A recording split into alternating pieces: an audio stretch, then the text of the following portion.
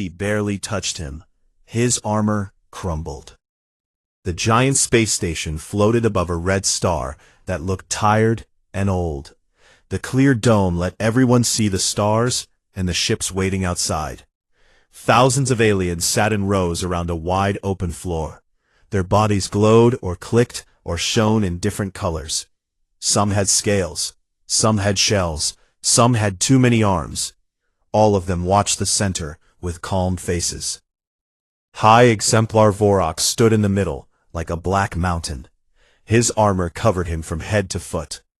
It looked hard and smooth, like wet stone at night. No light bounced off it. The armor drank every ray that touched it. Runes glowed faintly along the edges. They moved slowly, like breathing creatures. Vorak came from the Zarathian ascendancy. He led their biggest fleets. He won every war they started. Now he waited for Earth to give up completely. Humans lost every fight since the first meeting. Their ships broke easily. Their soldiers died fast, messages asking for peace. The aliens laughed at those messages. Today was the last day Earth would sign the paper that said they belonged to the Dominion. Everyone knew it. A small door opened at the side of the floor. A woman walked in alone.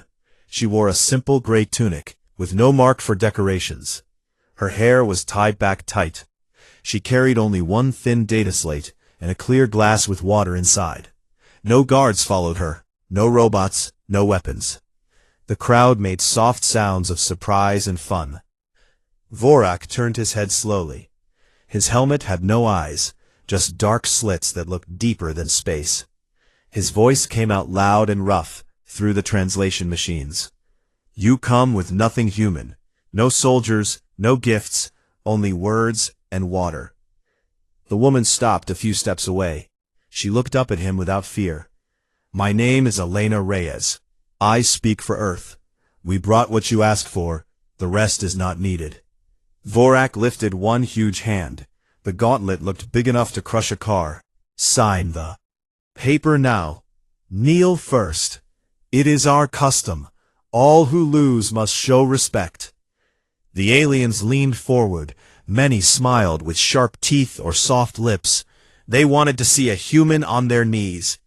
The cameras from every species zoomed in close.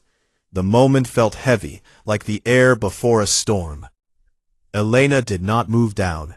She stood straight and calm. She raised her free hand very slowly. She placed 2 fingers against the center of Vorak's chest plate. The touch was soft. It felt like nothing at all. A breeze could push harder. 3 long seconds passed. No one breathed loud.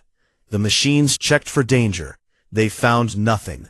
No force, no heat, no energy. The woman stayed small and weak in their eyes. Then a clear sound rang out. It was high and clean like the whole station and made everyone feel strange inside. A tiny line appeared on the black armor right where her fingers rested. The line was thin, like a single hair of light. It grew fast, into more lines.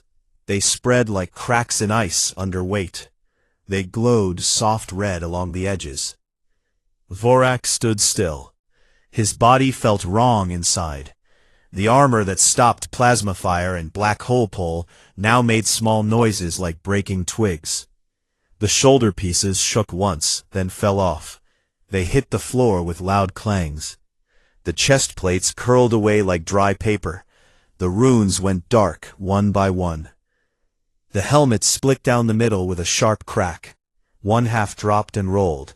The other stayed stuck for a moment, then fell too. Vorak's real face showed for the first time in many years. Pale skin, eyeless slits, mandibles shaking. He looked smaller without the shell. More pieces broke off. The legs armor peeled away. The arms plating turned to dust. Black powder floated up slow in the station air. Vorak tried to step back, but his knees bent wrong. He dropped to one knee, then both. The last bit of chest armor turned to fine ash and drifted away. Now he wore only thin underwebbing. His body looked thin and normal, not giant anymore. The crowd made no sound at all. The silence felt bigger than the stars outside. Elena took her fingers away. She lifted the glass and drank a small sip. The water looked normal. The glass looked normal. Everything about her looked normal, except what just happened. Vorak tried to speak, but his voice came out weak. "What weapon did you use?" "No weapon," Elena said in a quiet voice. "Just a touch." She turned the data slate so he could see. One short equation glowed on the screen. It looked clean and simple, like a drawing of truth. "Your armor is strong," she explained. "It has many layers. It holds quantum fields. It stops almost everything. We listened to pieces of your metal for a long time. We found the song it sings to itself. Everything vibrates. We found the note that makes your armor sing louder and louder until it shakes itself apart." She tapped the glass once with her finger. The same high, clear sound came again, softer this time. "Your perfect shield did not break because I hit hard," she said. "It broke because I sang the same note back to it at the exact wrong time. Everything in the universe moves. We humans learn to hear those moves. We learn to answer them." Vorak stared at the black dust around his feet. "You could have done this to our ships, to our homes, to our people." "Yes," Elena said. "We could have. We did not. We waited." The whole room stayed quiet. The aliens looked at each other. Some faces showed fear. Some showed wonder. Some showed quick math in their heads, trying to count how many humans knew this trick. Elena placed the data slate on the low table. The surrender paper stayed blank. She looked at every face in the crowd.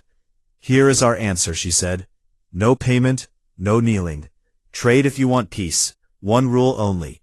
Never ask a human to bow their head again." She looked back at Vorak. He still knelt in the ruins of his armor. His mandibles moved, but no words came out. "Forget this," she added, almost kind. "Remember one thing. We do not need to hit hard. We only need to touch once." She turned and walked toward the door. No one stopped her. No one spoke. The sound of her steps was the only noise. Behind her, the high exemplar stayed on his knees. His body shook, not from cold, but from something new. The galaxy would talk about this day for a long time. She barely touched him. His armor crumbled, and humans never begged. They just waited for the right moment to show why they never had to. She barely touched him. His armor crumbled. The silence in the grand concourse stretched long and thick after the last piece of armor turned to dust and floated away. Vorak knelt there in thin black webbing that barely covered his pale skin. His mandibles hung loose. His eyeless slits stared at nothing. The once mighty high exemplar now looked like a creature pulled from its shell too soon. The crowd of aliens stayed frozen in their seats. Some leaned forward, others pulled back. Many held breath, waiting for what came next. Elena stood calm in the center. She held the glass of water steady. Her fingers still carried the faint warmth from the touch she had given.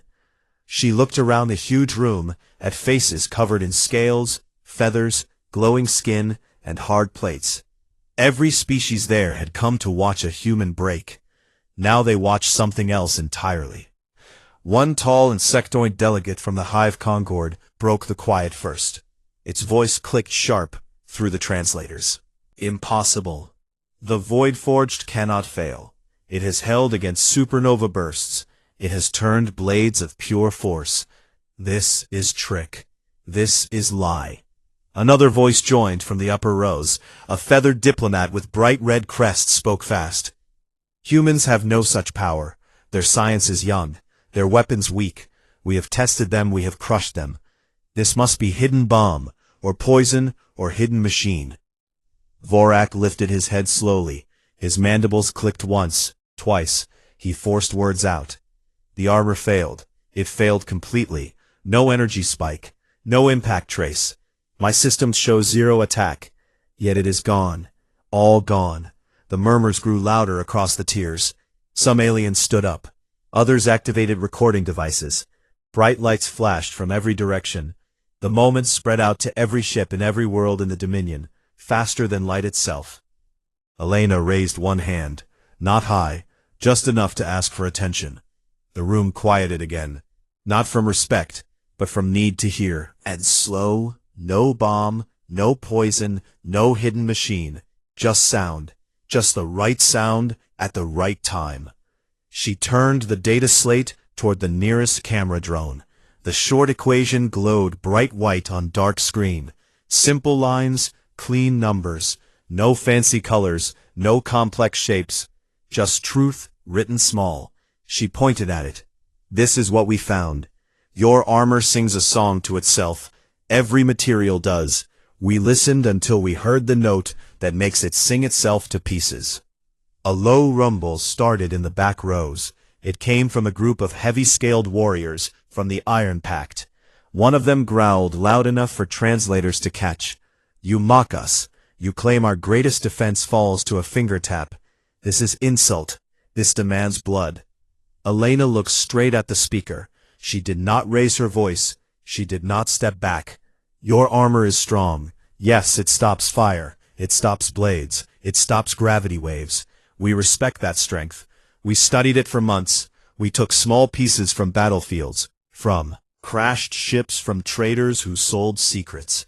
We played sounds against those pieces, until one sound made them shake, until they cracked, until they turned to powder. We did not want to use it. We waited. Vorak pushed himself up to one knee. His legs shook. His voice came rough. You waited. Why wait when you could end us all? Why come here? Why let us demand surrender? Because we do not want war, Elena answered. We want to live. We want trade. We want to learn. We want the galaxy to stop seeing us as prey. Every time we fought back, you called it defiance.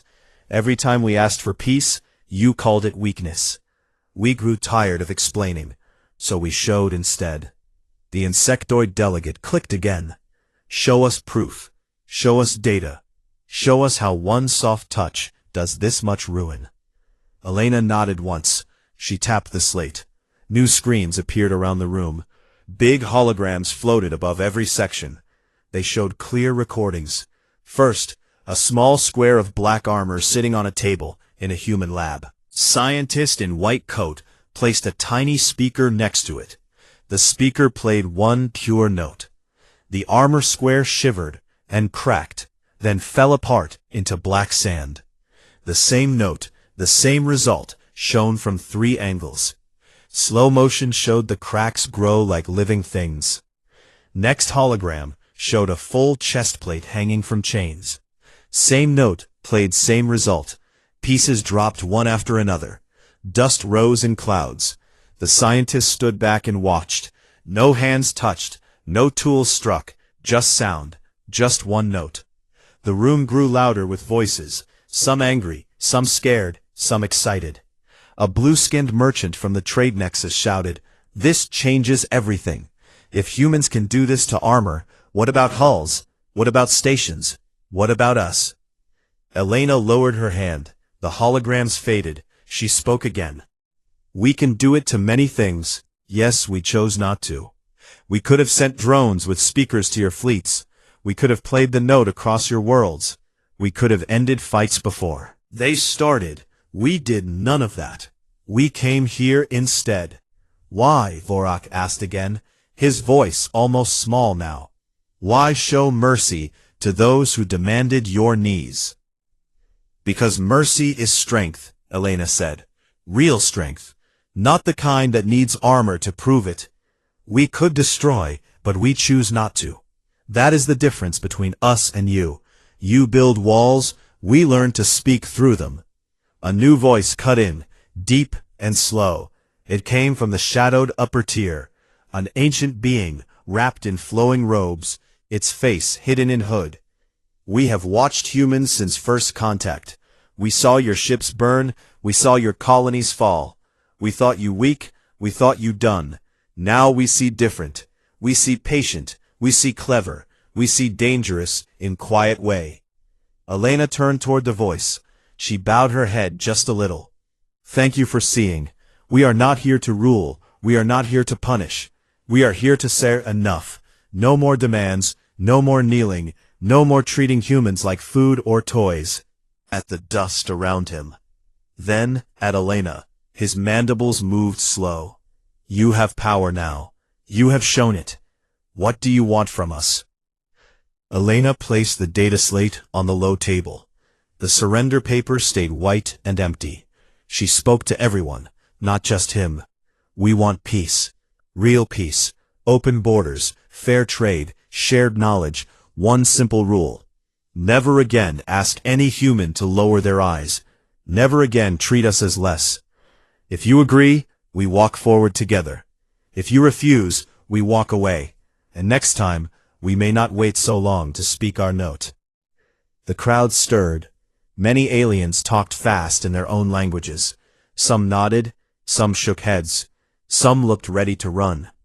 The ancient hooded being spoke again. We will take this to council. We will debate. We will decide. But know this, human. The galaxy has changed today. It will never see your kind the same again. Elena picked up her glass. She drank the last of the water. She set the empty glass next to the slate. She looked at Vorak one last time. In your armor now, stand tall. Without it, show your people what comes after pride. She turned and started walking toward the exit. Her steps stayed even, her back stayed straight. No one moved to block her. No one dared. The silence followed her like a shadow. Behind her, Vorak rose slowly to his feet. He stood bare and small in the bright light. His hands opened and closed. He looked at the place where his legend used to be. He felt the weight of new truth settle on his shoulders, heavy but clean. The galaxy watched her leave, and in that moment every species understood one clear fact. Humans never truly begged. They simply waited until someone forced them to answer. And when they answered, the answer broke more than armor. It broke old ideas forever. She barely touched him. His armor crumbled. The Grand Concourse stayed quiet for what felt like forever. After Elena walked out, the empty glass sat on the table next to the blank surrender paper. The black dust from Vorak's armor still floated slow in the air like dark snow. The high exemplar remained on his knees. His thin underwebbing looked fragile against his pale skin. His mandibles trembled once, then stopped. He stared at the floor where pieces of his legend used to lie. Around the tiers, the aliens began to move again. Small sounds started. First whispers, then low talks, then louder arguments. Voices mixed in every language. Translators worked hard to keep up. Some species shouted in anger. Others spoke in fear. A few even laughed, nervous short laughs that died fast. The insectoid from the hive Concord stood tall. Its antenna waved quick. This changes nothing. Humans bluff. They show one trick and think they win. We have numbers, we have ships, we have worlds. They have only this. Sound. We can shield against sound. We can adapt. We can crush them still. A scaled warrior from the Iron Pact slammed one fist on the seat arm. The sound echoed loud. They humiliated our exemplar. They broke what could not break. This is war. This demands revenge. Fleets now strike their homeworld, burn their cities, make them kneel for real. The feathered diplomat with the red crest flapped wings once to get attention. Calm yourselves. Think first. If their sound works on armor, it may work on hulls, on weapons, on buildings. One note, and our proud ships fall apart like dry leaves. We must study this. We must test. We must not rush to die. Vorak finally stood up. His legs shook at first, then held steady. He looked smaller without the armor. But his voice came back stronger when he spoke. He turned to face the whole chamber. No more war talk, not yet. Hear me first. The room quieted again. All eyes went to him. The once invincible leader, now bare and exposed. Yet he held his head high, I felt. It, the moment her fingers touched the armor, did not crack from force. It cracked from inside. It answered her note. It betrayed itself. We built the Void Forge to be perfect. We thought nothing could find its weakness. We were wrong. Humans found it. They did not steal it. They listened until it told them. He paused and looked at the dust still drifting. He reached down and caught a handful of the black powder. He let it fall through his fingers. We thought ourselves gods in shells. We thought softness meant weakness. We were blind. Humans are soft, yes, but they listen, they learn, they wait, they strike only when needed. That is not weakness. That is patience, stronger than any armor. A blue-skinned merchant stood up from the trade nexus seats, his voice smooth and careful. Exemplar, you speak truth, but what now? Do we sign their paper? Do we bow? Do we fight? Do we run? Trade stops if war starts. Profits fall, ships stay docked, credits vanish, we lose more than pride if we choose wrong. Slow, the choice is not mine alone anymore. The ascendancy will meet the other, dominions will meet too. But I say this today. Humans did not kill me. They could have. They chose to show instead of destroy. They left us alive to think. They left me alive to carry this lesson home. The ancient hooded being from the upper tier spoke again, its voice deep and slow, like old stone moving. We have seen many species rise. We have seen many fall. Humans do not rise with fire and noise. They rise with quiet. They rise with knowing. They rise with questions that break things without touching them. This is new. This is dangerous. This is worth respect, not hate. Elena had reached the exit door by now. She stopped there and turned one last time. She looked across the huge space, at every face. She spoke loud enough for translators to carry her words to every corner. Remember what happened here today. Your armor was strongest, your leader was tallest, your demand was loudest. One touch changed all that. We hate you, but because we refuse to be small anymore. She held up one hand, 2 fingers extended, the same fingers that broke the unbreakable. The crowd flinched back. Even those far away felt the memory of that sound in their bones. We offer peace, she said. Real peace. No masters, no slaves, no kneeling, just equals. If you take it, we build together. If you refuse, we protect ourselves. And next time the note may not stop at armor. She lowered her hand. She stepped through the door. The panel slid shut behind her with soft hiss. The concourse felt emptier without her. Vorak watched the door close. He felt strange inside. Not anger, not fear. Something new. Respect mixed with shame. He turned to his guards, who had stood silent the whole time. They looked unsure. Their weapons stayed low. He spoke to them clear. Go to the ship. Prepare for return. No attack orders, no chase. We go home to think, to learn. The guards nodded. They moved slow, as if waking from dream. The rest of the Zarathian group followed. Vorak walked last. His bare feet left faint prints in the dust on the floor. Each step felt heavy with new weight. The other aliens began to leave too. Groups formed fast. Some hurried to comms rooms to send messages. Some gathered in small circles to argue plans. The insectoids clicked plans of research labs to find counters. The scaled warriors growled about honor and revenge. The feathered ones talked of alliances and careful words. The blue merchants already counted costs and gains. In the highest tier, the ancient hooded being stayed seated. It watched everything with calm eyes. It spoke to no one but itself. Soft, soft. The words barely reached its own ears. Humans have given us a mirror today. We see ourselves not as rulers, but as brittle things. One note from the right throat and we shatter. Perhaps it is time to stop building shells and start building understanding. Outside the station in the waiting ships, human crews watched feeds from inside. They saw Elena walk back to her shuttle. They saw the dust.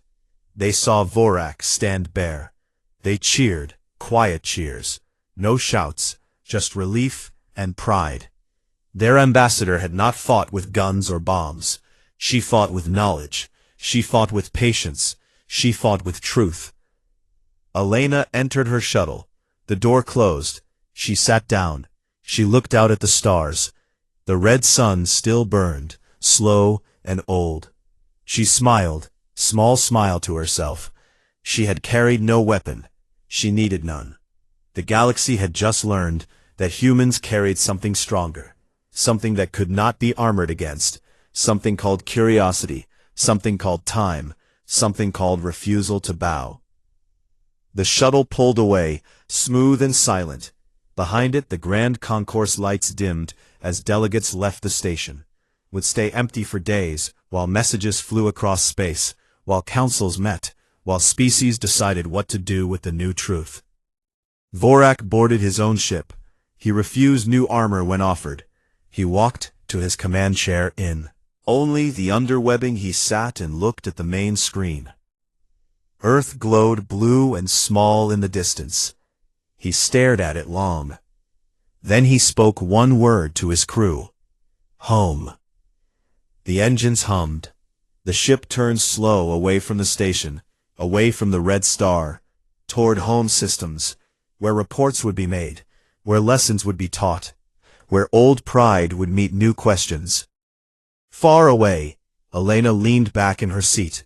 She closed her eyes. She thought of the touch, the sound, the crumble. She thought of what came next. Not war, not victory, just possibility. The galaxy had cracked open, not with force but with one gentle question, asked in the form of two fingers against black armor. And in that crack, light came through. Light that would change everything forever. She barely touched him. His armor crumbled. Weeks passed after the event in the Grand Concourse. Messages flew across star systems like fast birds. Councils met in secret rooms. Fleets stayed in docks. No one moved to attack. No one dared. The galaxy held its breath, waiting to see what humans would do next, what the Zorathians would choose, what everyone else would follow. On Earth, cities buzzed with quiet pride. People watched recordings of the moment again and again. Children drew pictures of a small woman touching a giant and making him small. Schools taught new lessons about sound and patience and why listening mattered more than hitting hard. Factories worked on new projects, not weapons, but listeners, devices that could hear the songs of any material and find the note that made it weak. Scientists smiled more. They knew the truth. Humans had not invented a new bomb. They had simply paid attention longer than anyone else. Elena Reyes returned home quiet. She did not give many interviews. She walked in parks. She read old books. She spent time with family. When asked why she touched so gently, she always gave the same answer. Because hard would have killed them, gentle made them think. In the Zorathian homeworlds, things changed fast. Vorak arrived without armor, without guards, without the old pride. He stood before the High Council, bare as the day he left the station. His voice stayed steady as he told the story. Every detail, the touch, the sound, the crumble, the silence. After he showed them the dust he had saved in a small clear box, black powder that once was invincible, he spoke of mercy. He spoke of new respect. He spoke of humans not as prey, but as equals who chose not to destroy. The council listened long. Some elders shouted in anger. Others sat silent. Some nodded slow. At the end, they voted not for war, not for revenge, but for study. Teams of engineers took the dust. They built new test chambers. They played every sound they could think of. They tried to shield. Against the note, they failed every time. The material remembered the song. It could not forget. Vorak took a new role. He became teacher of the lesson. He traveled to every Zorathian world. He spoke to soldiers, to builders, to young ones. He showed his bare skin. He told them strength without listening is brittle. He told them armor can break, but understanding lasts. He wore no new shell. He said the old one taught him enough. Other species watched and learned. The trade nexus sent quiet offers to Earth. Open markets, no taxes, no tricks, just fair exchange. Blue-skinned merchants arrived at human ports with smiles and full cargo holds. They asked questions, they listened, they paid good prices. The Hive Concord built new labs, not to fight the sound, but to understand it. Insectoid scientists worked side by side with human ones, sharing notes, sharing food, sharing respect for the first time. The Iron Pact grumbled longest. Their scaled warriors wanted blood. They trained harder. Blades they built. Thicker hulls. But even they sent spies, not to attack, but to watch, to learn. One by one their leaders saw the truth. Fighting humans now meant risking everything for nothing. Better to talk than to crumble. The ancient hooded beings from the upper tiers moved slowest. They had seen empires rise and fall for ages. They called a great conclave, not in the old station, but in a neutral nebula, where light bent strange and time felt soft. Every major species sent one voice. Elena went again. She wore the same gray tunic. She carried no slate, no glass, just herself. The conclave chamber floated in the nebula. Clouds of color swirled outside. The clear walls inside sat circles of beings from every corner. Some tall, some small, some glowing, some dark. All waited for words. Elena spoke first. She stood in the center. No fear, no pride, just calm. We came to say thank you for listening. We came to say the offer stands. Peace, trade, knowledge. No masters, no kneeling. One rule only. We are equals who choose gentle over hard. A Zarathian elder stood next, not Vorak but one older. His mandibles clicked soft. We accept. We teach our young the lesson of the touch. We open our worlds. We share our songs. We ask only that you share yours. The insectoid clicked agreement. We build together. We find new notes. We make stronger things, not to break but to hold. The scaled warrior growled low, then softer. We lay down old anger. We stand as friends, not foes. The feathered diplomat flapped once. We write the treaty. Now fair words, clear rules, long peace. The blue merchant smiled wide. We trade, we grow, we profit together. The ancient hooded one spoke last. Its voice rolled like far thunder. We close the book on old ways. We open the book on new ones. Humans have shown us the mirror. We see ourselves clearer now. We thank you for the reflection. Papers were signed, not with blood or force, but with light pens that left glowing marks. Every species added their sign. Elena signed last, her name small and neat, next to giants. After the signing came the first shared meal.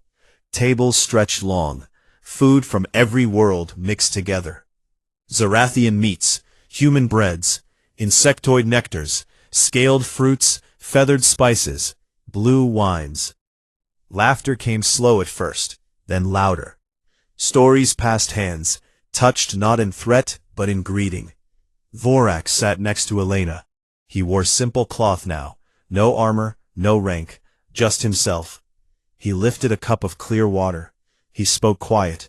You could have ended us all that day. Elena lifted her own cup. Yes, but then what? We would have fear, not friends. We want friends. He drank deep, then set the cup down. You touched once and changed everything. She smiled small. I touched once and reminded you that everything touches back. They drank together. The nebula swirled outside. Soft colors danced. The galaxy felt different already. Lighter somehow. Cleaner. Months turned to years.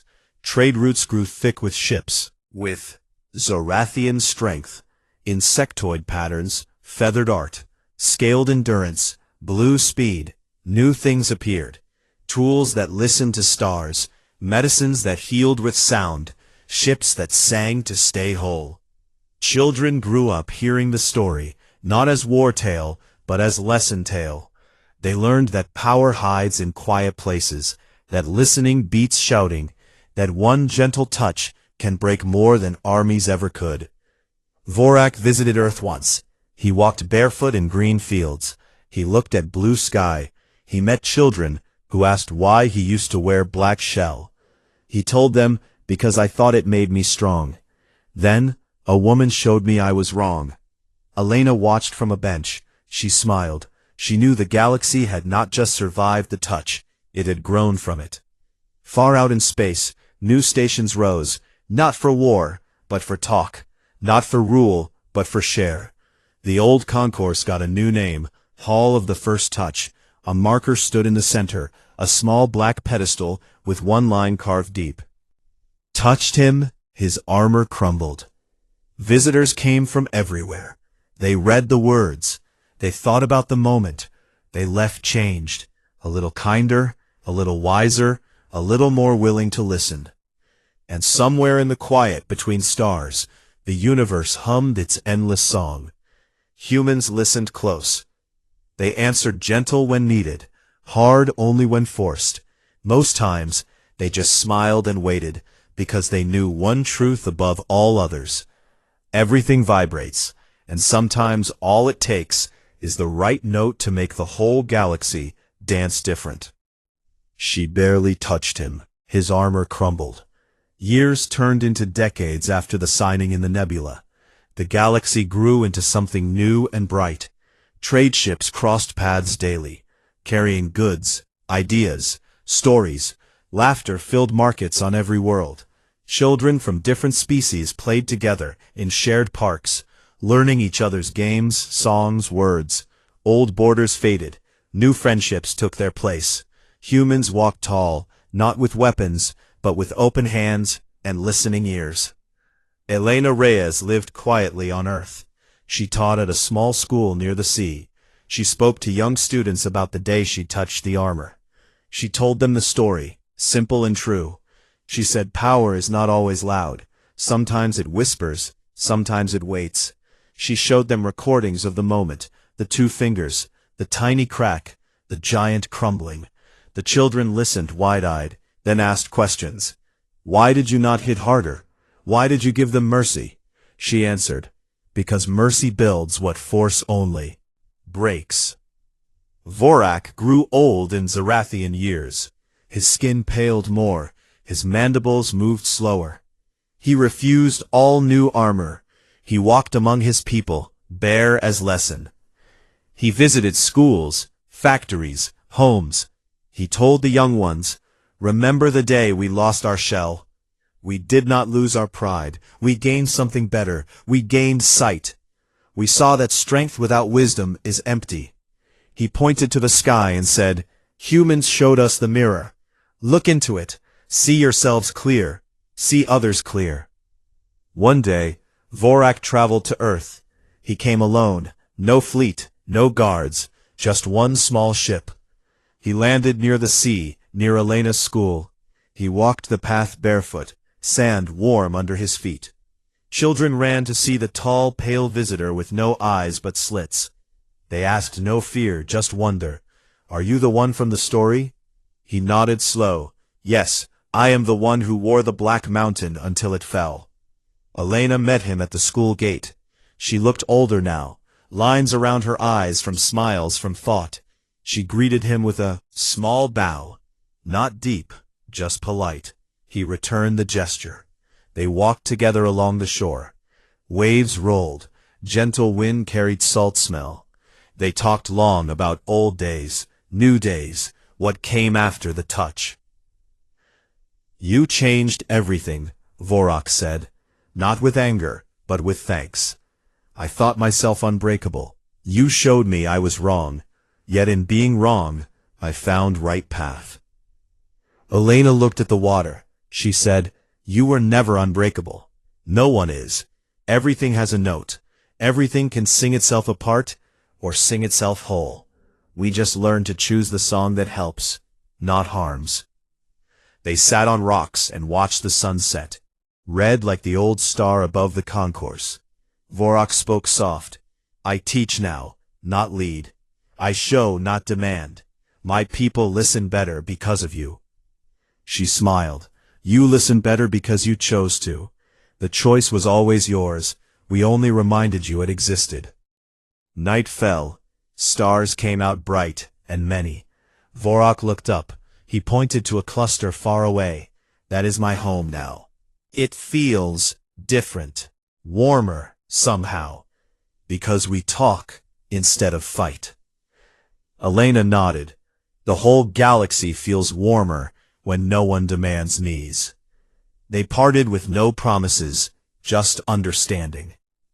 Vorak returned to his ship. He flew home, carrying the memory of waves and quiet talk. More time passed. New generations rose, who never knew the old wars. They knew only the peace born from one touch. They built great things together, floating cities that sang to stay strong, bridges between worlds made of light and trust, machines that listened to stars and answered back with songs of discovery. In the hall of the first touch, now a quiet museum, visitors came daily. They stood before the pedestal with the carved words. She barely touched him. His armor crumbled. They read the story on core screens. They watched the recording loop forever. The two fingers, the ping, the crumble, the silence, then the new beginning. Young ones touched the pedestal, gentle as if afraid to break it again. Smiled and remembered. One child, a mix of human and Zerathian blood, stood there, small hand on the stone. She asked her parent, "Why did the human not destroy everything?" The parent answered, "Because she knew destruction is easy. Building is hard. She chose hard. She chose us." Across the stars, Elena grew very old. Her hair turned white, her steps slow. She sat often by the sea, watching ships come and go from every species. She thought about the glass of water she carried that day. Simple thing, ordinary thing, yet it helped make the sound that changed fate. She laughed, soft to herself. How small things carry big weight. On her last day, friends came. Many humans, Zerathians, insectoids, scaled ones, feathered ones, blue merchants, even the hooded ancients sent messages of respect. She lay in bed, window open to the sea. She looked at the sky full of stars. She whispered to no one in particular, "Thank you for listening." She closed her eyes, peaceful smile on her face. The room stayed quiet, except for waves outside. News spread gentle across worlds. Humans mourned with soft songs. Zerathians lit quiet lights. Insectoids hummed low notes. Scaled ones stood silent vigil. Feathered ones wrote poems. Blue merchants closed markets for a day. In honor, the hooded ones added her name to their long list of teachers. Vorak, by then, very old himself, heard the news on his home world. He stood bare under open sky. He lifted his face to the stars. He spoke no words, just one long breath. Then he walked to the place where young ones learned. He told them, "Today we lost a friend who never raised a fist, yet moved mountains with fingers. Remember her not as conqueror, but as listener who taught without shouting." The galaxy carried on, stronger, kinder, wiser, because of what started with one light touch. Trade grew, knowledge flowed, songs mixed, new art bloomed from shared dreams. Ships danced between systems, not in war, but in wonder. Centuries later, when old stories became legends, the moment stayed, bright in memory, not as battle, but as turning point. When the strong learned from the soft, when armor fell and understanding rose, when one woman showed that everything vibrates, and the right note at the right time can make the universe kinder. Children still drew pictures of the small woman and the tall giant. They still asked why she touched so light. Adults still answered, because light can break what heavy only bends. Because patience outlasts pride. Because listening turns enemies into friends. And somewhere in the endless dark, between stars, the first note still echoed soft and clear. Reminder that power hides in quiet places, waiting for someone brave enough to hear it, and gentle enough to use it right. The end came not with crash, but with harmony. The galaxy sang together, different voices one song, born from the day she barely touched him, and his armor crumbled, forever changing what strength really means.